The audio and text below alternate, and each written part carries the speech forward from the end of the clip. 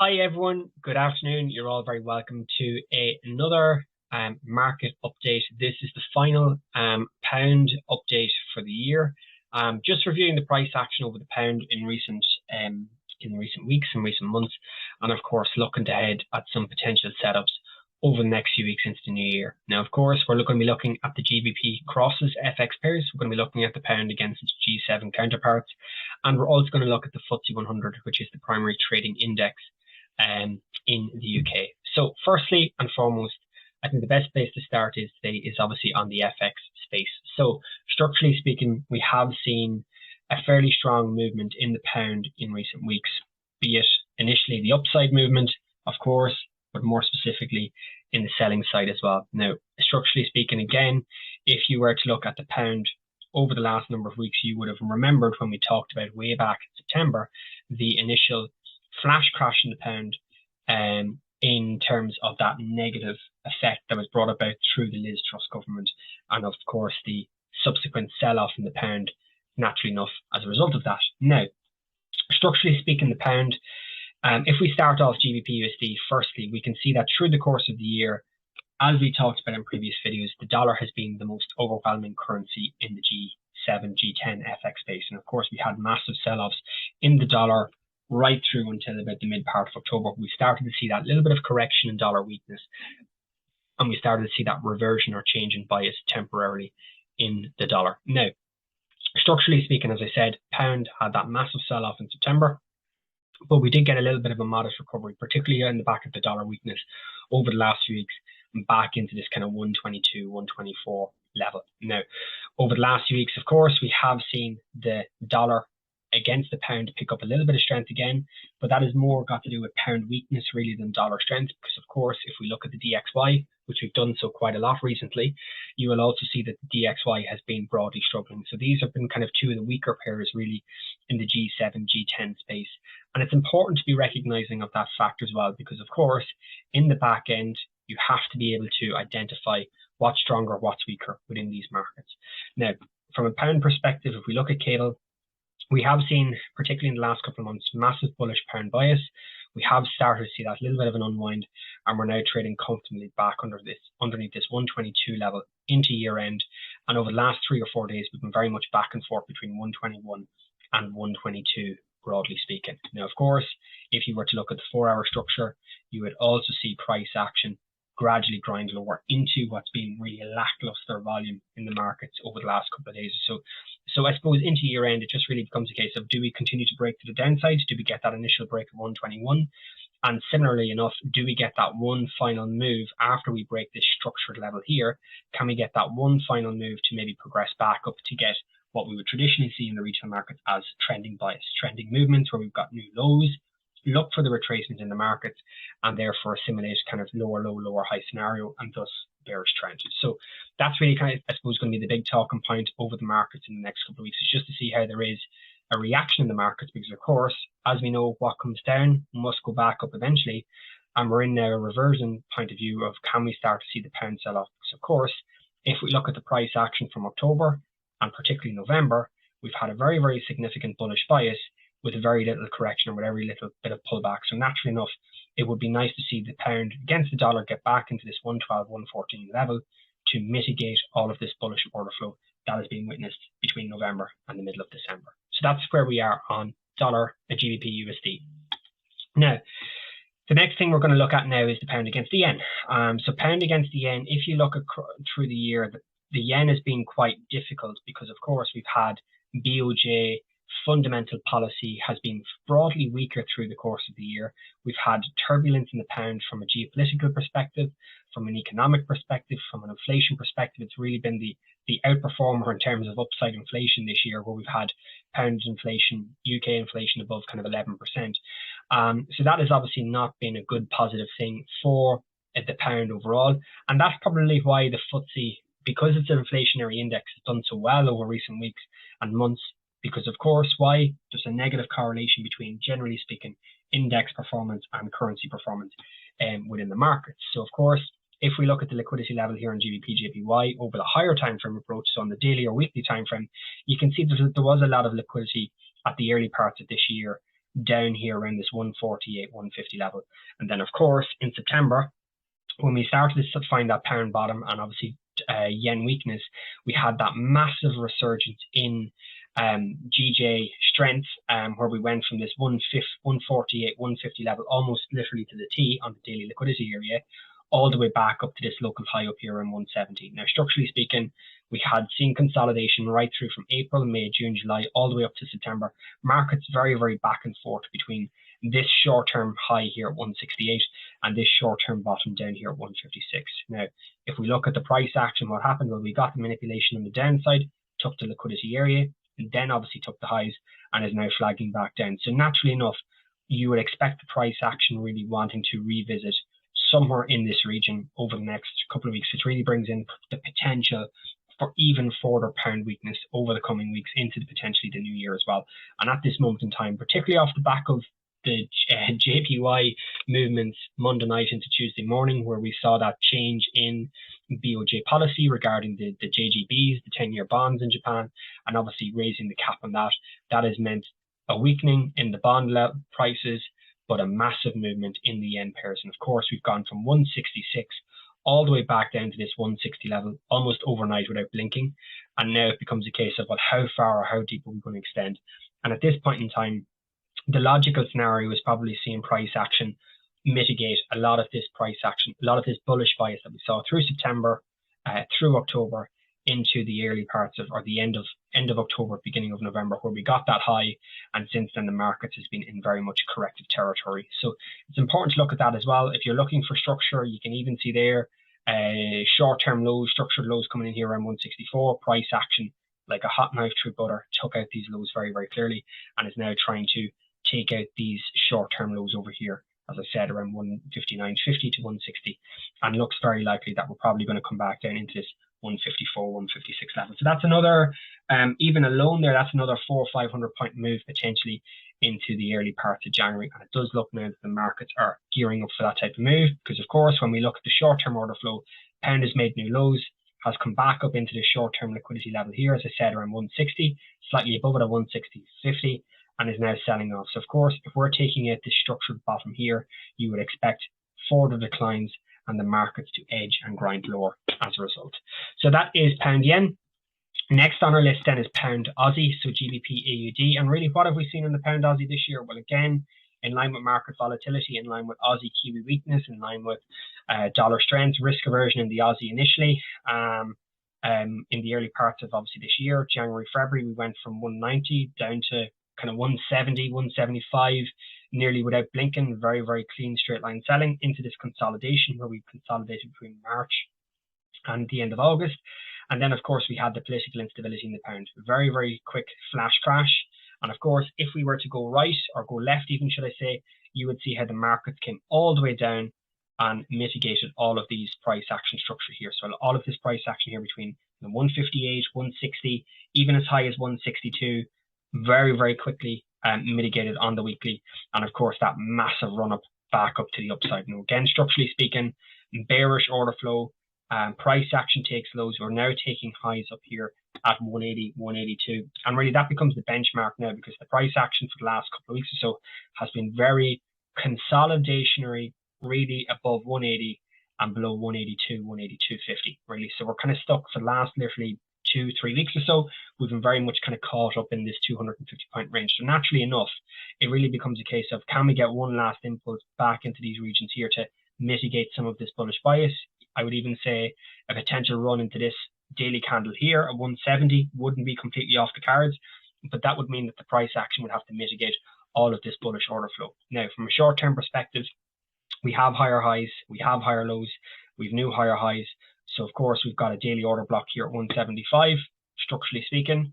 And of course, we do have another short-term area of interest here, internal structure tied in here at just underneath 179. So naturally enough, these become very, very interesting downside targets for the price action should we decide, or should the market decide to break through this 180 and get a daily closure underneath 180. And of course, that then sets us back into pullback zone one down here. One here, the second level down here, and of course, potentially for a third level should the markets really turn significantly weaker here on this one. So really just kind of wait and see. But at this moment in time, market's very, very reactive off of this 180 bottom. And if you were to go to a 4-hour chart as well, you would see it, because of course, what's the market done over the last weeks? Very wicky up here, as I said, 182.50. Market's very, very toppy up here. And of course, on the downside is holding firmly above those 180 lows.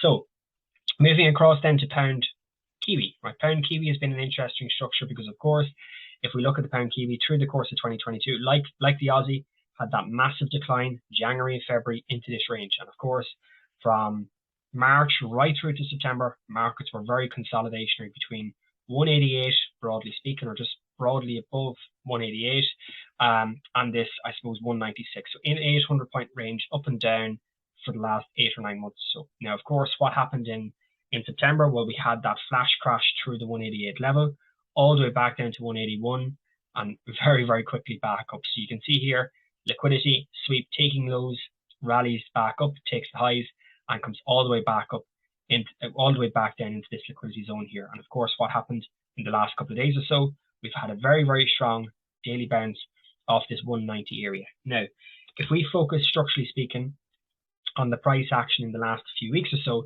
you can see that the market again off of this daily order block level just underneath 190 has been very stationary, very sideways moving, very consolidationary moving. Now, the only thing I would also say is, even though we're moving kind of laterally sideways, we're still creating bearish order flow. Why? Because we've got lower highs, as well, lower highs here, and the most recent high today, the price action has again come off 193. So you can kind of see how the market is slightly sloped to the downside. So naturally enough, if you're unable to get an entry here off the daily order block, you're really looking for some sort of initial upside spike to really take out some of these lower highs that we're seeing across the board, break the structure, flag back down like so, and then start the creation of this bullish impulse where the price action can see some sort of materialization. Now, of course, that's reliant obviously on a weaker Kiwi, that's reliant on a stronger pound, and you need to be aware of that, because at this moment in time, maybe some of the other pairs are maybe conducive to potential sell-off. So it's just about being aware of that. And of course, if we get a daily closure really through that 190 level, 190.30 level, that really then brings in another couple of hundred points of sell-off, where price action can come and really mitigate these lows down here at 188. So they are, I suppose, two really, really, really important levels should the price action really develop over the next, obviously, couple of weeks or so as well. And of course, for that instance, I'm literally just going to leave the 4-hour order block here at 187.77. So we just put that in there as well. So that's the daily and the 4-hour on pound and Kiwi. Now, moving across quickly to the pound CAD, the Canadian dollar has been on a massive weakness over the last number of weeks. And again, the reason why that has been the case is because of broadly weaker oil prices. Now, we know structurally speaking, the Canadian dollar and the oil prices are very much correlated. And if you look at the the price action over the last 2-3 months or so, you will see significant declines in oil. It's a case of every little bit of a pullback in oil prices has meant to a new low. And of course, that fundamentally gives a much weaker Canadian dollar. Now, Canadian dollar, speaking wise, has been very consolidation, not just for 2021, but also 2019, 2020. We've been very much back and forth pound CAD between 167, 175. We're in effectively a 3-year range. And of course, the pound significantly rolled over, went from 170 all the way up here at 172 from this weekly level, broke structure, flagged all the way back down, and has recently come back up to revisit this 168 level. Now, of course, if you're looking at it structurally speaking, you will also see how the price action has very, very clearly initially over the last couple of weeks rejected this 168 level, because of course, first week of December, we got that strong closure into the level.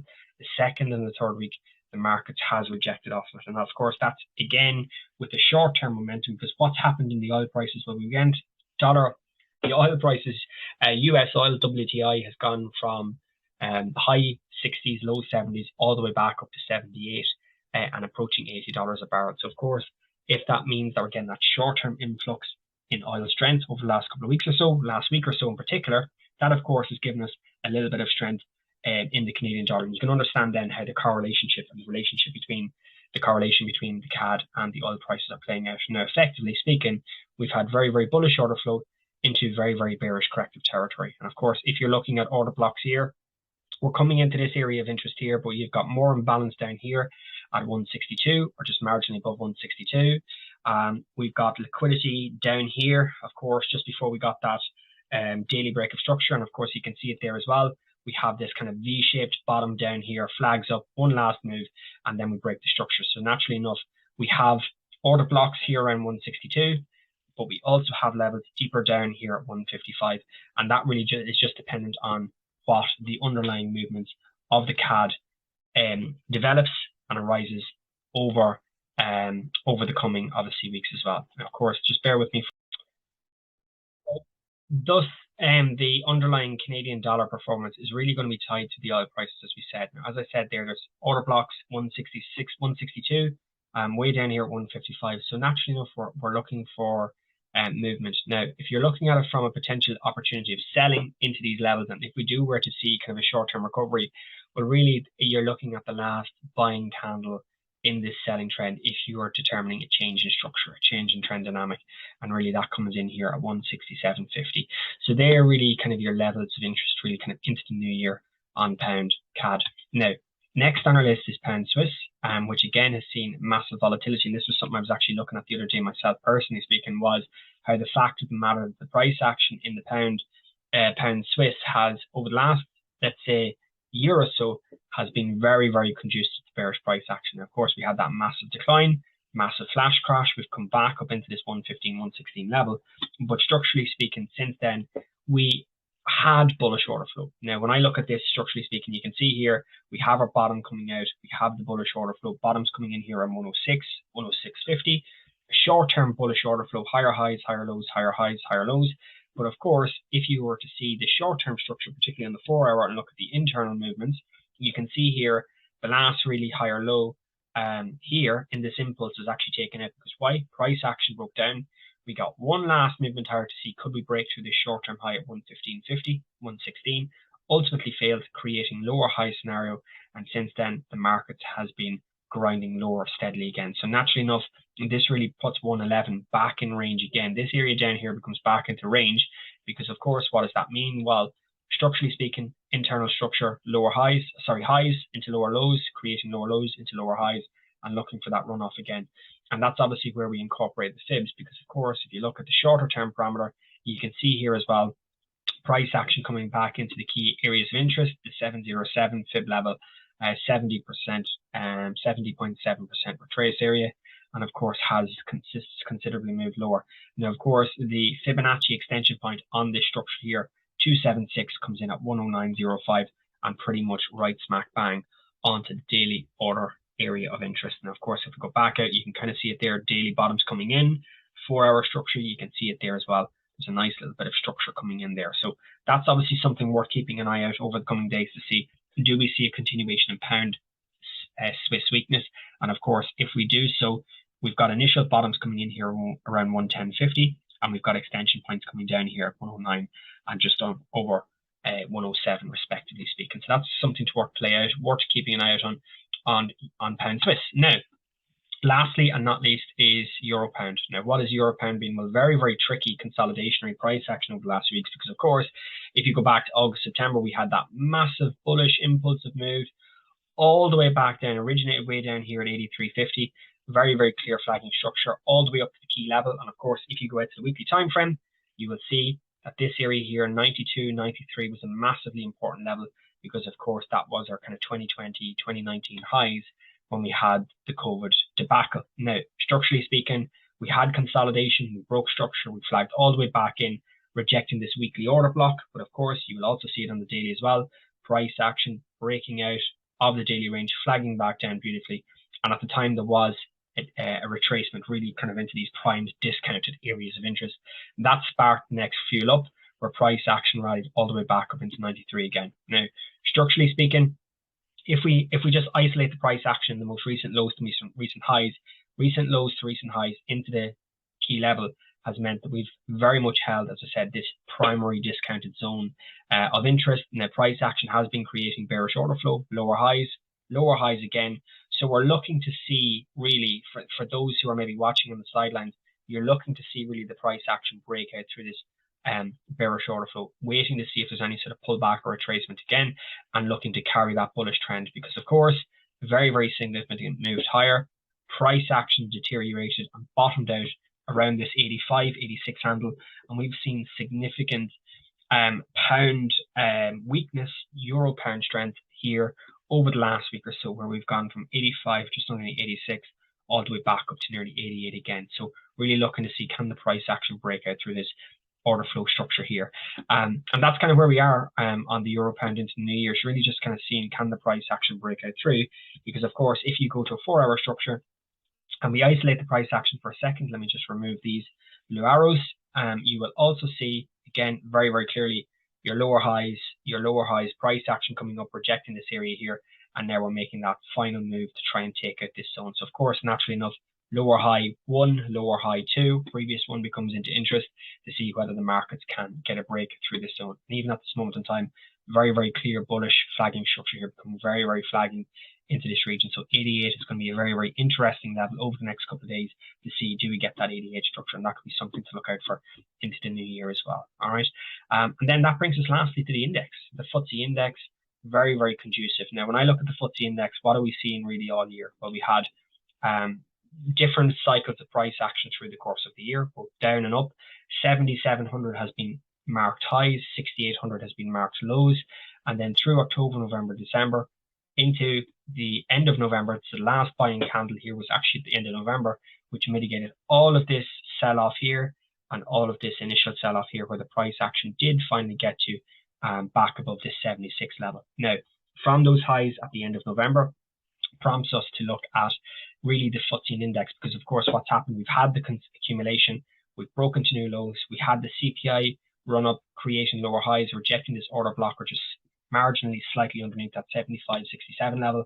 We've made new lows again, and the price action is pulling back up into some of these levels. So naturally enough, this area here between kind of 75, 75, 40 really becomes of interest to see, do we get that bearish order flow again, and can we start to see, well, absolute highs, lower highs, new lows, new lower highs, new lower lows again, to another rejection zone potentially up here to symbolically say, well, the likelihood is we're probably maybe creating a short-term top here for a new potential wave of selling price action, because of course it's setting up to be the inverse of what happened right through in October and of course in November, where we had that top on the 30th of November.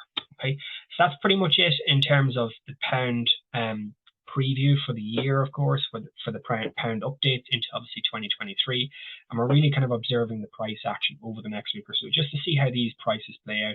We have got some interesting scenarios there, particularly if some of this pound weakness continues to play out, particularly euro pound, pound yen, pound Swiss, for example, and even the likes of pound Aussie as well. So worth keeping an eye on some of these assets over the next few weeks. I think into 2023, I think it's going to be really, really important, but obviously making sure that we have a clear structure within the price action above all else. All right. Thank you, everyone. Have a great week.